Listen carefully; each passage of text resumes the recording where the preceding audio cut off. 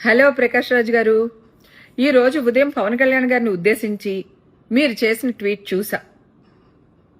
మనసు చివుక్కుమంది. పవన్ కళ్యాణ్ గారిని దొరా అని సంబోధించడం వెనక మీ వెటకారం అర్థమవుతుంది. తెలంగాణ ప్రాంతంలో దొరా అనే పదాన్ని ఏ ఉద్దేశంతో వాడతారో మీకు తెలియంది కాదు.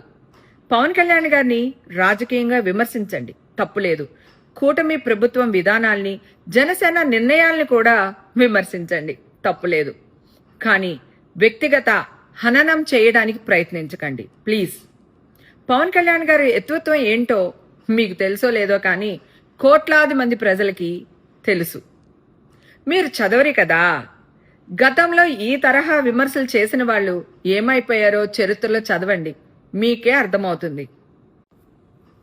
హలో ప్రకాష్ రాజ్ గారు. ఈరోజు ఉదయం పవన్ కళ్యాణ్ గారిని ఉద్దేశించి మీరు చేసిన ట్వీట్ చూసా. మనసు చివుక్కుమంది. పవన్ కళ్యాణ్ గారిని దొరా అని సంబోధించడం వెనక మీ వెటకారం అర్థమవుతుంది.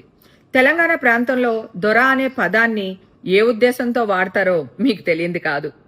పవన్ కళ్యాణ్ గారిని రాజకీయంగా విమర్శించండి, తప్పులేదు. కూటమి ప్రభుత్వం విధానాల్ని, జనసేన నిర్ణయాల్ని కూడా విమర్శించండి, తప్పులేదు. కానీ వ్యక్తిగత హననం చేయడానికి ప్రయత్నించకండి ప్లీజ్.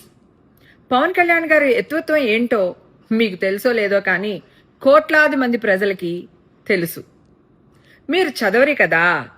గతంలో ఈ తరహా విమర్శలు చేసిన వాళ్ళు ఏమైపోయారో చరిత్రలో చదవండి, మీకే అర్థమవుతుంది.